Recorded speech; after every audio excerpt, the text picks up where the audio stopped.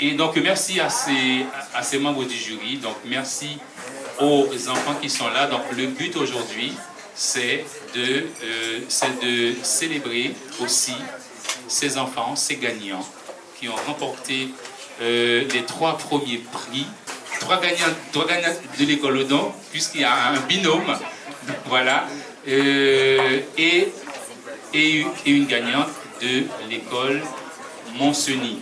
Je vais commencer par la 3e gagnante qui va lire son texte. Il s'agit de Lucie de l'école Odon. Je vous demande d'applaudir Lucie,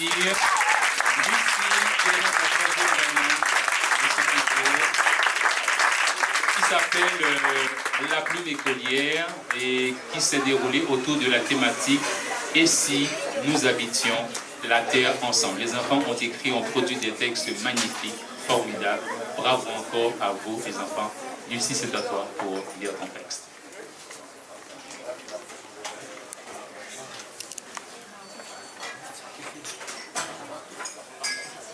J'habite dans un arbre à côté d'un fleuve où jouent les cloches. Je crois à la magie. Je crois à la vie extraterrestre. J'ai fabriqué un carnet où je note mes idées et gribouille mes cours. Mon rêve serait de réunir tous les êtres vivants de toutes les planètes et de toutes les galaxies pour vivre tous ensemble. J'aimerais aussi monter sur des girafes, des éléphants et construire des voitures tous ensemble. Il y aurait des immenses piscines et de grands toboggans, une bibliothèque de 4 étages bourrée de livres et plein d'autres choses encore. C'est pour ça que j'ai décidé de partir demain faire le tour des planètes. Je prépare un sac à dos, une gourde, des biscuits, mon fameux carnet, une gomme, un crayon, des jumelles et une boussole. Près de mes chaussures, je trouve une carte planète. Il y a écrit dessus mon passe-planète. Allez hop, dans mon sac. Dehors, le soleil se couche. Le ciel est bordé de roses. C'est le moment d'aller sous ma terre, la tête pleine de rêves. Demain, une grande aventure m'attend. 7 heures, je bondis hors de mon lit, saute dans mes vêtements, prends mon sac et descends de mon arbre. Dehors, la nature s'éveille. Je marche en direction du grand chêne qui se trouve aux abords du puits. C'est là que m'attend ma capsule spatiale. Je valide mon passe-planète et je monte. La capsule décolle. Je survole une mer de nuages et traverse une forêt d'étoiles. Au loin, j'aperçois un anneau scintillant. La capsule glisse sur sa courbe, puis se pose délicatement. J'ouvre la porte et je suis éblouie par un paysage aux couleurs chatoyantes. Un petit extraterrestre s'avance vers moi et me dit « Tu as trouvé le passe-planète ». Et en un claquement de doigts, il parvient à faire apparaître tous les êtres de mon monde. Ils se tassent tous dans la capsule et on redescend sur ma tête.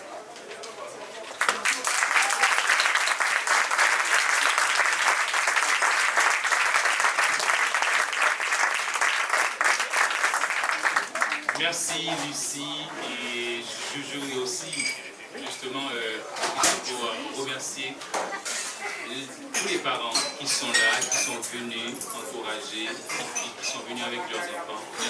Merci à vous aussi les parents, et je vous demande d'applaudir.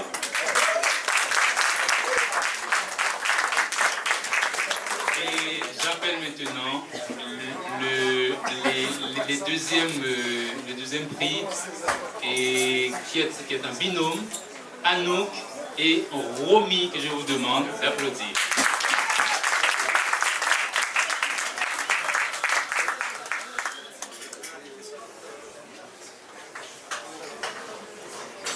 La Terre sans guerre, une histoire et Anouk Rivet.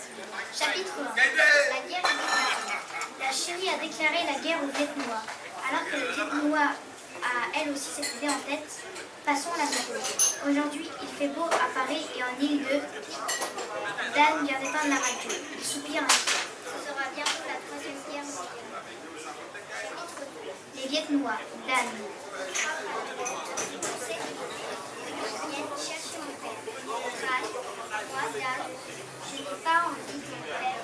Papa est avec lui. Hier, c'était peut-être le dernier dîner avec lui. J'étais en sanglots et je ne savais pas si je dois être triste ou fâchée. Je cours dans l'entrée pour regarder peut-être Bam bam bam, ouvrez-nous. Chapitre 3. Les Vietnamiens. Monsieur. Aujourd'hui, je pars à la guerre. Je n'aurais jamais pensé que cela arriverait. Pour moi, la guerre, c'était seulement dans les histoires de mon grand-père. Petit, il me racontait les batailles, les morts, les blessés. Il espérait qu'il n'y en aurait plus jamais de guerre. Au moins, j'espère qu'il y a des avantages à partir à la guerre. Chapitre 4. Les Churiens. Yangzhou.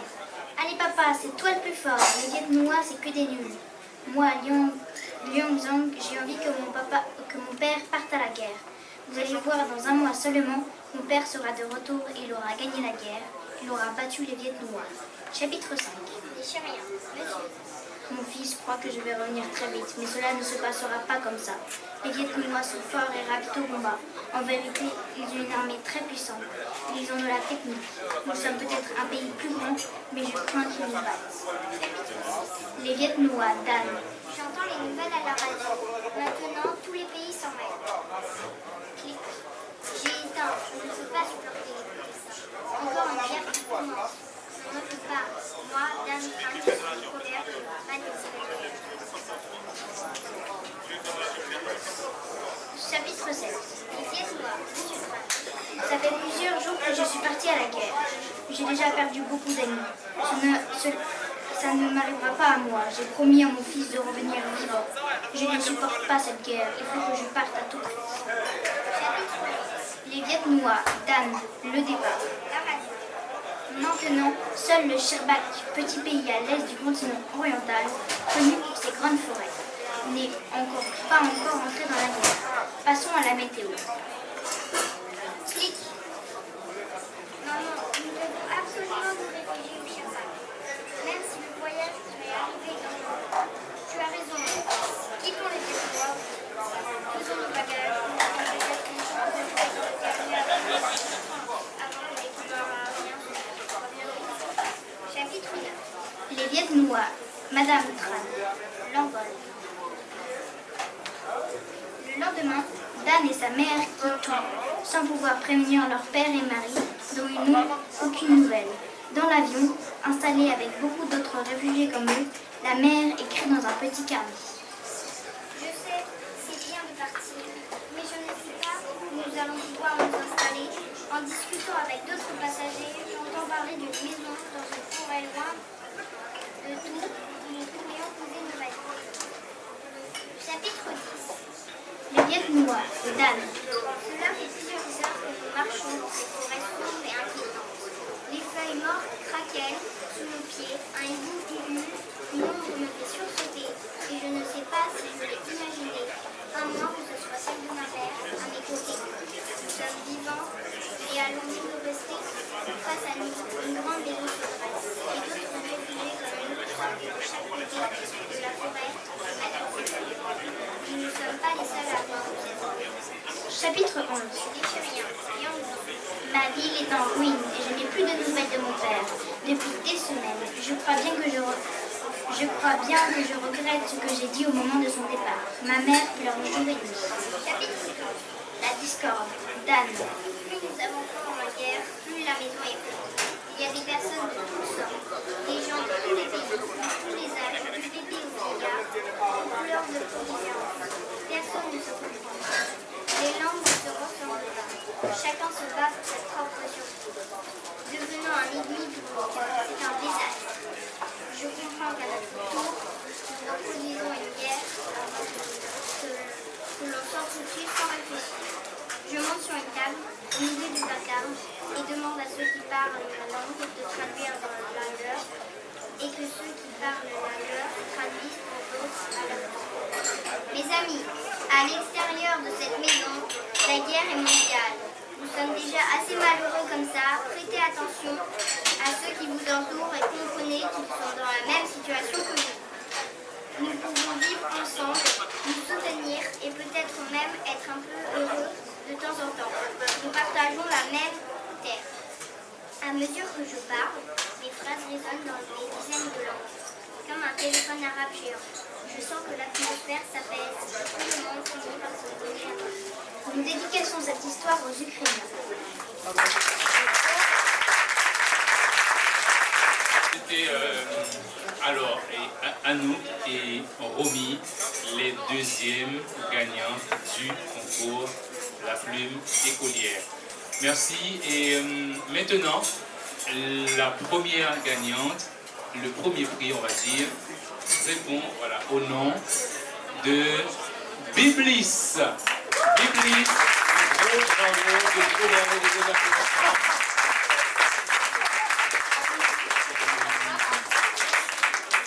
Et en fait, Biblis souhaite qu'une autrice lise son texte. Donc on va demander à Fanny. Voilà, tout est prévu. Voilà. Donc, on applaudit encore Biblis.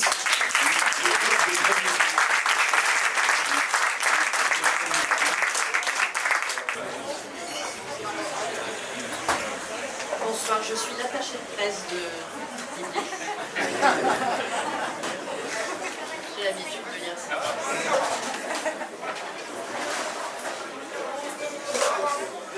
Et si on habitait la Terre ensemble? C'est l'histoire du monde parfait, sans guerre, sans animaux en voie d'extinction, pas de grossièreté, sans pollution, la paix entre les animaux et les humains, un monde sans problème. Voici mon histoire, et pour information, moi, c'est Anna, et j'ai 11 ans. Aujourd'hui, c'est les grandes vacances. Je suis chez mes grands-parents à Paris, j'ouvre les fenêtres de ma chambre, un vent frais passe dans mes cheveux, j'aperçois une tourterelle des bois. Il y en a beaucoup dans le pays, on les reconnaît grâce à leur plumage gris-bleu et leurs ailes rousses et noires. Anna, viens prendre ton petit déjeuner, dit ma grand-mère qui fait des pancakes dans la cuisine. Oui, j'arrive, je vais juste faire une caresse à Milo, dis-je. D'accord, répond-elle. Et Milo, c'est mon cacatoès. Je vais donc le caresser, puis je vais à la cuisine manger des pancakes avec du sirop d'érable par-dessus. Après, direction la salle de bain, je me brosse les dents, me lave et me coiffe. Ah, et j'avais oublié de vous dire qu'on allait dans la grande forêt de Vincennes cet après-midi. Pour aller là-bas, vu qu'il fait chaud, je vais mettre un short, un t-shirt à manches courtes en coton recyclé et des Vans. On part de la maison à 13h, on prend la voiture électrique qui est chargée au max en électricité. Arrivé sur place, je pars en courant à l'entrée de la forêt. J'attends patiemment mes grands-parents qui marchent lentement avec leur panier d'osier plein à craquer pour pique-niquer. Dès mon premier pas dans la forêt, je vois passer un chevreuil au loin. Mais en fait, c'est une souris cerf. Mon grand-père va installer le pique-nique. Derrière un arbre, je découvre une souris. Elle est toute bizarre, elle n'a que 3 pattes, une oreille et un seul œil. Comme si on avait oublié des bouts en la fabriquant. « Qui es-tu » demandai-je à la bête. « Je m'appelle Lila, je suis une souris toute seule que ma famille a abandonnée parce que je n'étais pas comme eux. » Une souris qui parle, je suis choquée de voir cela sous mes yeux. Elle est rigolote et je commence à l'apprécier. Elle frotte son nez sur ma jambe, comme une caresse. « Anna, tu viens » dit ma grand-mère qui a mis ses lunettes de soleil rose fluo car le soleil est très brillant aujourd'hui. « Cache-toi dans ma poche » dis-je à Lila. Je vous laisse sur ce suspense. Et bravo encore, mademoiselle. Je demande à Fanny de rester là. Et je rappelle qu'après cette séance, donc, il y aura une séance de conte après ce moment. Et conçue pour les enfants, pour les parents.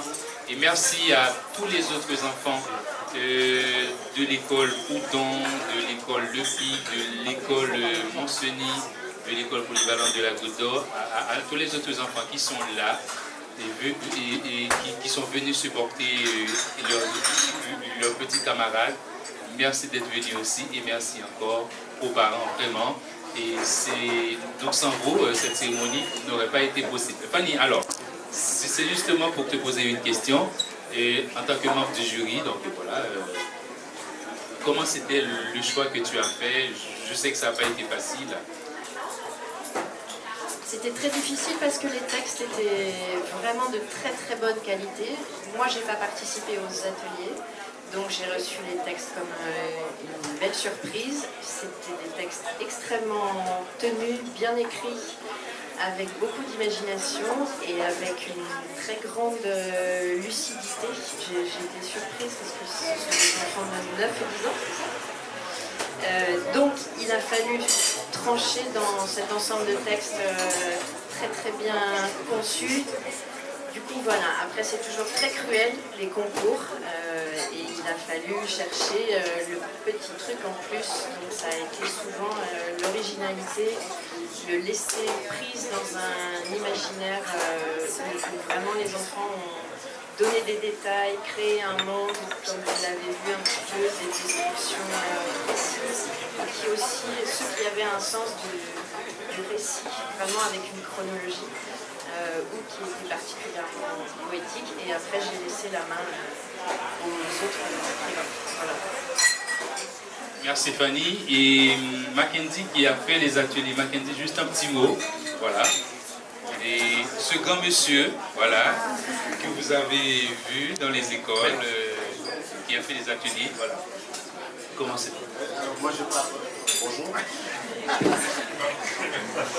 Alors pour être honnête, j'ai pas fait grand chose. J'étais vraiment à fond dans les corrections de mon prochain livre.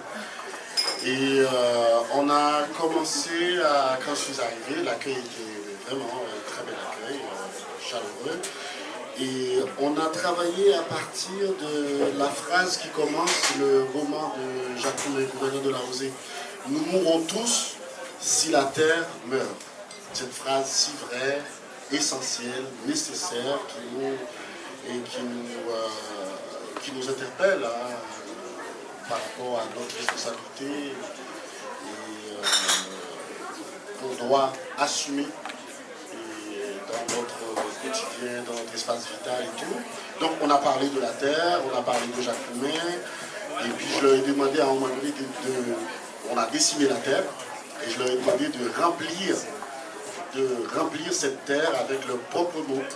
Et les mots qui revenaient à chaque fois, c'était corruption, pollution, racisme, guerre et tout. Et après, j'ai balancé des consignes, et ils ont fait ce que vous venez d'entendre. Moi, j'ai pas fait grand-chose, et ce sont les enfants qui sont tellement magnifiques, tellement attentifs, tellement sensibles.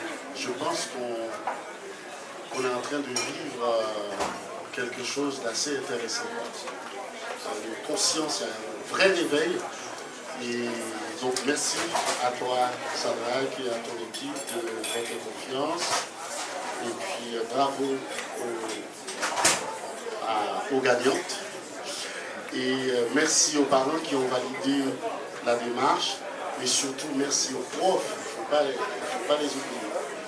Et qui ont accompagné les enfants et qui ont permis à ce que tout se passe bien. Merci beaucoup Mackenzie. Et donc, merci aussi aux animateurs, aux rêves, Thibaut et Chaban, en fait, tous les BC10 rêves des 4 écoles aussi. Merci à elles et à eux. Encore, je vais vous demander pour la dernière fois d'applaudir la 3e gagnante, Lucie.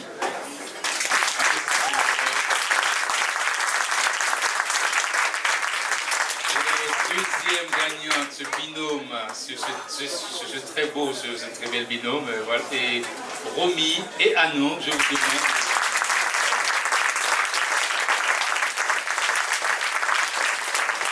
Et Biblis, la première gagnante, le premier prix.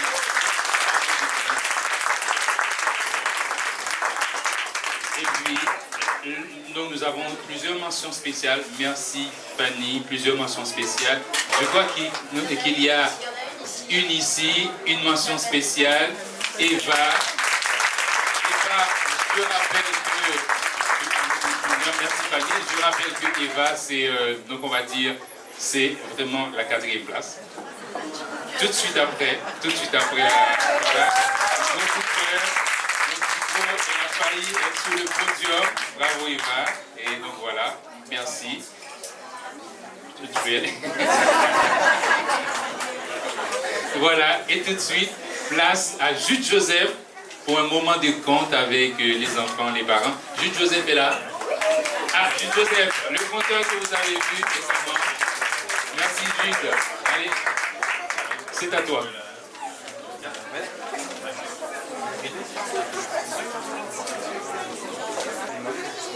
Alors, bonjour à tous, bonjour à toutes. Bienvenue à cette première édition du Festival Haïti Monde et bienvenue en Haïti. Alors, en Haïti, avant de raconter, on dit pas raconter, on dit tirer. Il y en a qui ont déjà entendu ça. On dit tirer les comptes en direction des oreilles du public. Et avant d'aller chez quelqu'un en Haïti aussi, on dit l'honneur. S'il y a quelqu'un, le public répond respect. L'honneur. Si on dit, voyez à quelle vitesse vous vous déplacez. Et moi, pauvre tortue que je suis, comment vous voulez que je vous suive? Alors les oiseaux se sont regardés, ils ont chacun enlevé une plume, ils ont confectionné une paire d'ailes qu'ils ont déposées sur le dos de la tortue. Et la tortue avec des ailes a décollé elle aussi avec les oiseaux pour aller déterrer les haricots rouges dans le champ de monsieur Sadrak. Cri! Pendant qu'ils étaient en train de déterrer les haricots rouges, quand ils en raffolaient, ils étaient en train de les manger, les avaler, quand tout à coup, Sadrak arrive avec son alfort sur son épaule, son sac de jardin, en disant « Ah ah !» Les oiseaux qui savaient ce qu'ils faisaient, en entendant cela, ont arraché les plumes qu'ils avaient données à la tortue et ils sont partis en laissant la tortue là toute seule. Et là, Sadrak dit, ben, moi je croyais que c'est le bon Dieu qui me punissait en me donnant parfois trop de soleil ou parfois trop de pluie, mais en vérité c'est toi qui viens déterrer mes haricots. Alors maintenant que je te tiens, je vais t'attraper et je vais te cric. La tortue le regarde et dit, mais non, tu ne peux pas me tuer. Et comment ça? Et pourquoi je ne peux pas te tuer? Parce que je ne suis pas n'importe quelle tortue. Je m'appelle Kanjo, la tortue chanteuse d'Haïti. Alors Sadrak lui dit, chante pour moi. Et c'est alors que la tortue s'est mise à chanter. Kanjo, Kanjo, Kanjo, pas venu ici pour manger pois. Kanjo, Kanjo, Kanjo, pas venu ici pour manger pois. Coden volé, bamzel, pentat volé, bamzel, Gustava volé, bamzel, Malfini volé, bamzel, Kanjo, Kanjo, oui, déployé, oui, tombé, levé, yes. Et il était content. Il était content, il a dit, je vais devenir riche, je vais devenir riche 42 000 fois.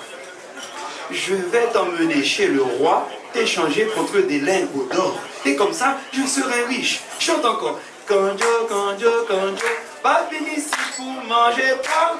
Kanjo, Kanjo, Kanjo, pas venu ici pour manger pois. Coden volé, bamzel, pentat volé, bamzel, Malfini volé, bamzel, Gustava volé, bamzel, Kanjo, Kanjo, oui, déployé, oui, tombé, levé, yes.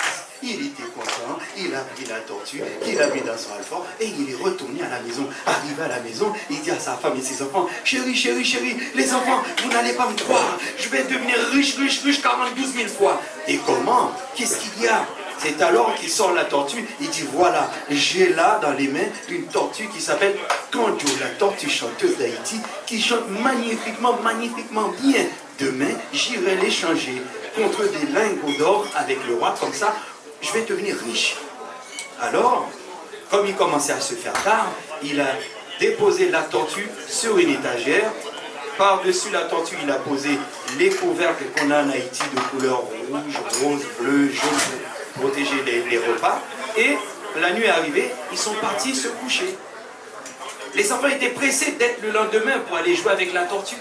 Au petit matin, le papa est parti chez le roi. La maman est partie vendre ce qu'elle avait au marché. Et les enfants, une fois réveillés, ils sont allés prendre la tortue et ils ont demandé à la tortue de chanter. Kanjo, chante pour nous s'il te plaît. Kanjo, Kanjo, Kanjo, pas venu ici pour manger pois. Kanjo, Kanjo, Kanjo, pas venu ici pour manger pois.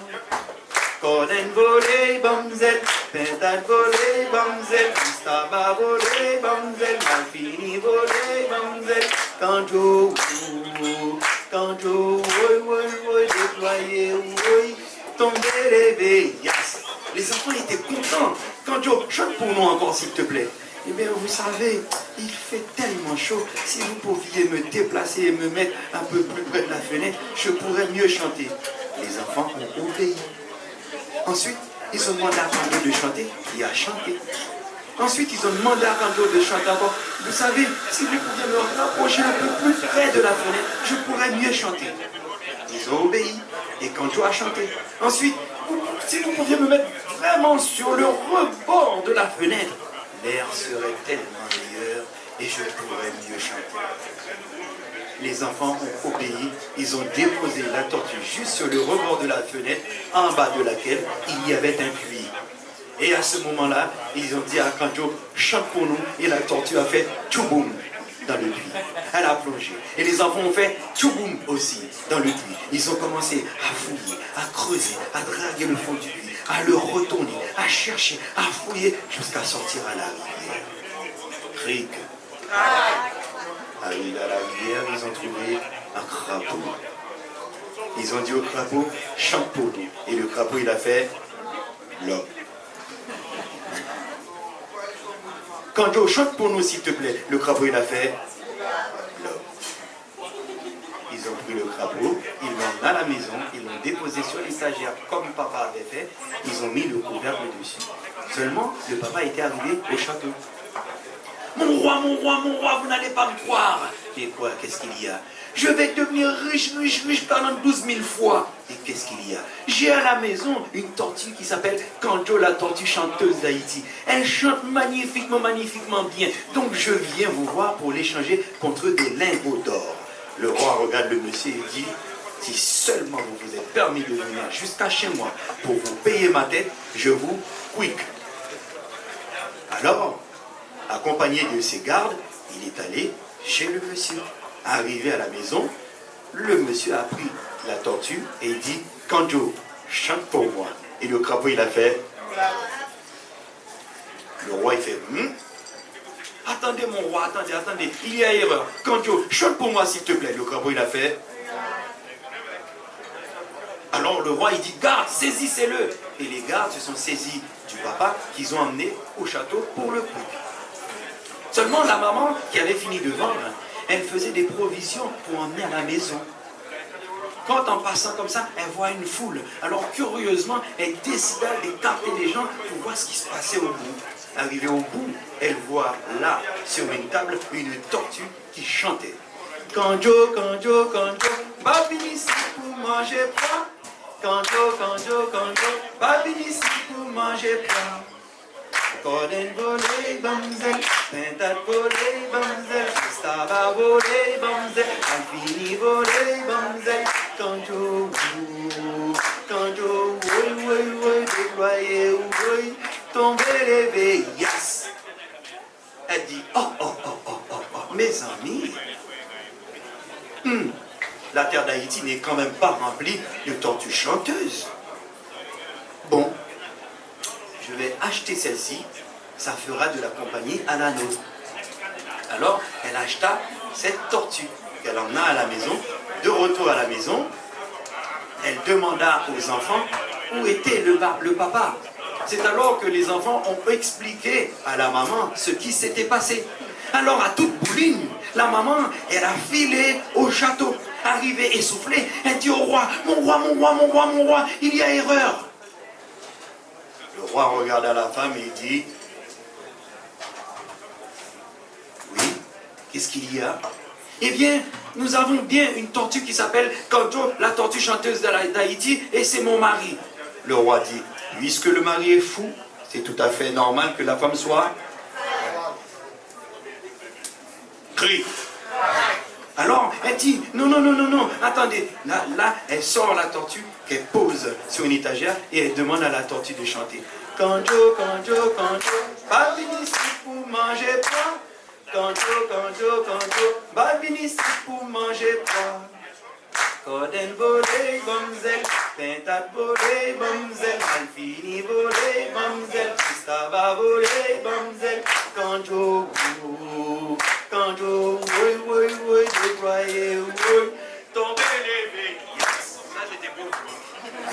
Cric.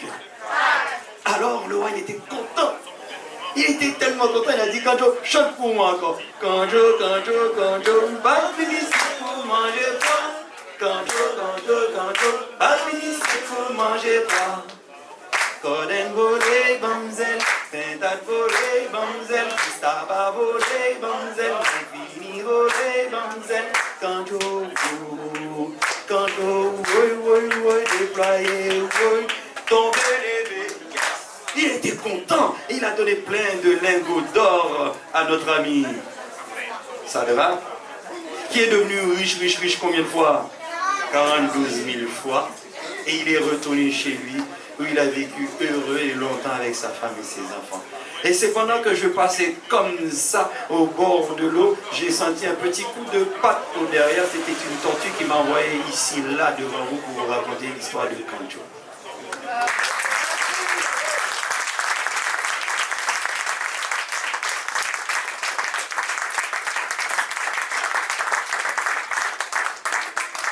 C'est bon, je suis libre, je peux faire ce que je veux.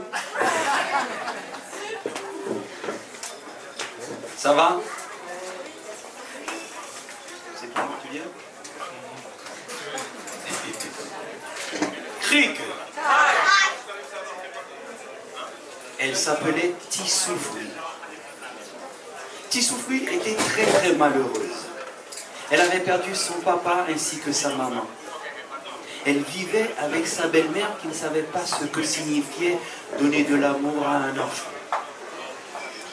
En revanche, c'était à elle de faire tout ce qu'il y avait à faire dans la maison. Nettoyer la maison, faire le lit, faire la cuisine, faire la vaisselle, s'agenouiller au bord de la rivière sur les roches pour faire la lessive. Et lors du repas, elle ne lui donnait que des miettes. Cric. Un jour que la belle-mère devait partir, elle lui avait demandé de faire à manger et de bien nettoyer la cuisine. Pendant que la petite est en train de balayer comme ça, en chantant « L'Hélène chérie, c'est où t'es toute la vie, moi. Alors mourir, où quitter ma passe misère. Mamie chérie, c'est où t'es tout espoir, moi. Alors mourir, où quitter ma passe misère. » Soudain, son regard se fige. Son regard se fige sur une table sur laquelle il y avait 3 belles oranges de couleur bien jaune orangée et qui paraissaient bien juteuses. Aussitôt, l'eau lui vint à la bouche. Si j'en mangeais une, je pourrais au moins calmer mon estomac. J'ai si faim, je n'ai rien pris depuis ce matin.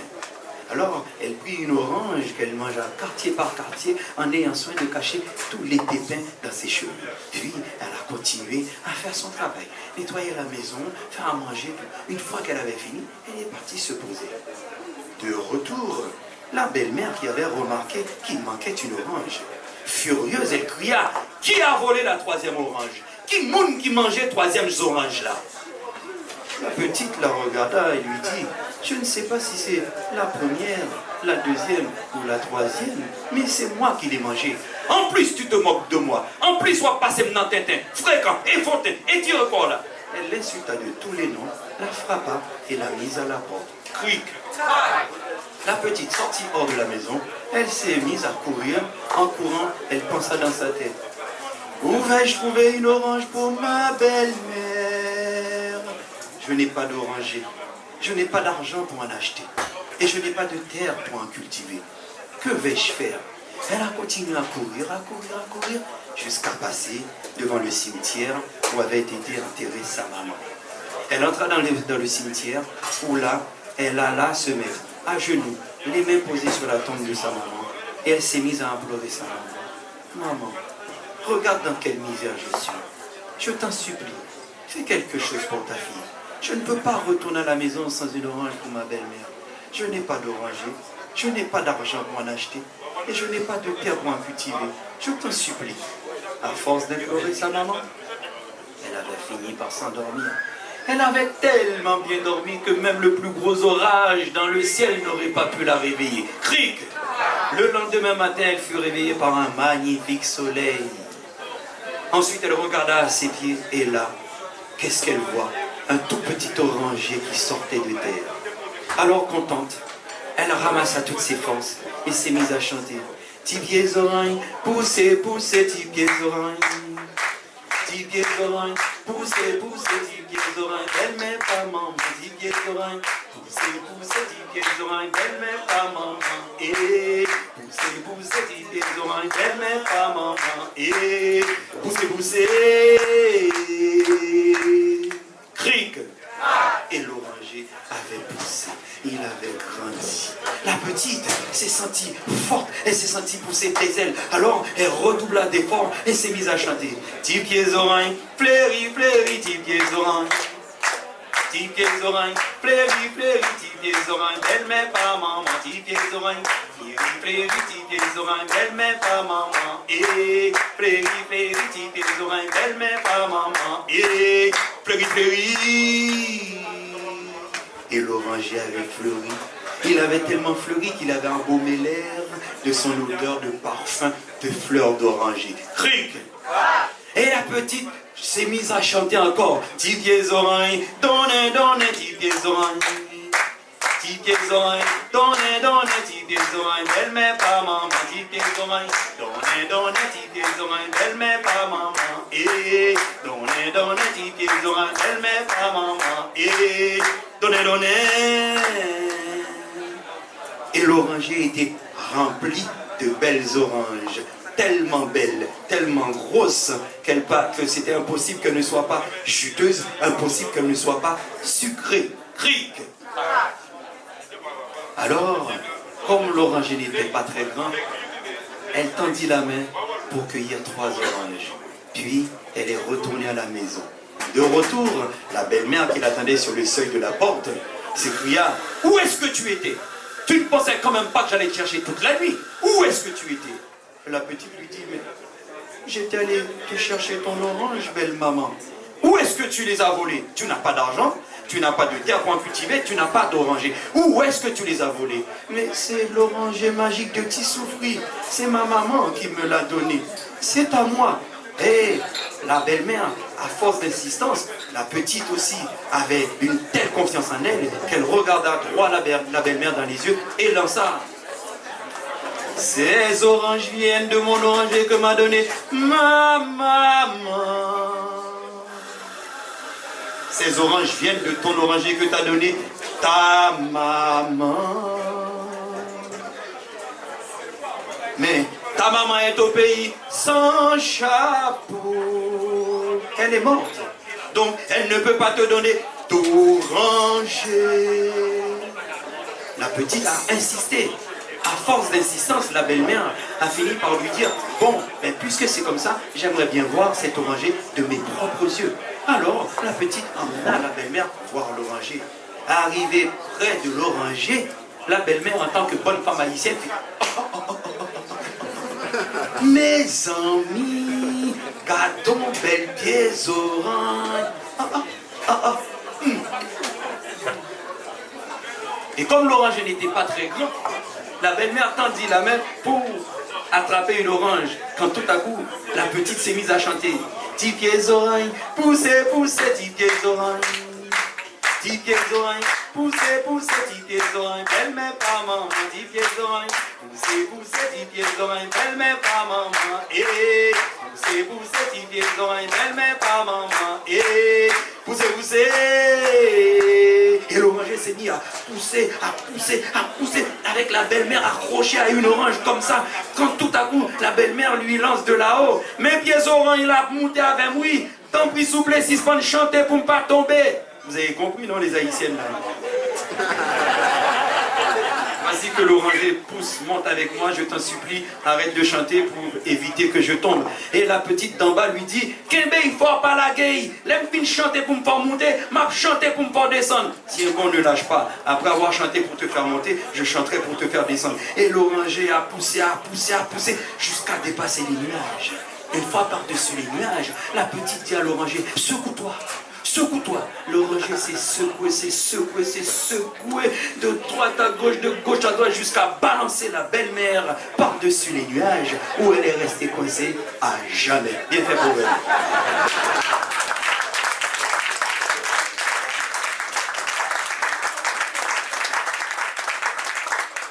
Donc c'est pendant que je passais comme ça, là aussi, j'ai pris une orange sur la tête et j'étais atterri ici, là, pour raconter l'histoire de l'oranger. Et je vais m'arrêter là. Merci.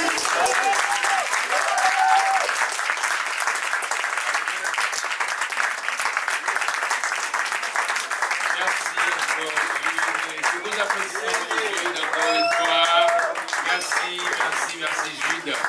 Et voilà, et c'est ici que prend fin ce beau moment. Mais avant de partir, je voudrais vous dire que Jude Joseph, il est aussi auteur. Il a ses ouvrages ici à dédicacer. Tous les livres des auteurs qui font partie du festival sont là-bas. Donc si vous voulez vous procurer des livres des auteurs, c'est là-bas pour les dédicaces. Encore merci aux enfants, merci aux parents et encore félicitations aux gagnants. Et à très bientôt. Il y a aussi des CD, Jude vient de me rappeler qu'il y a des CD.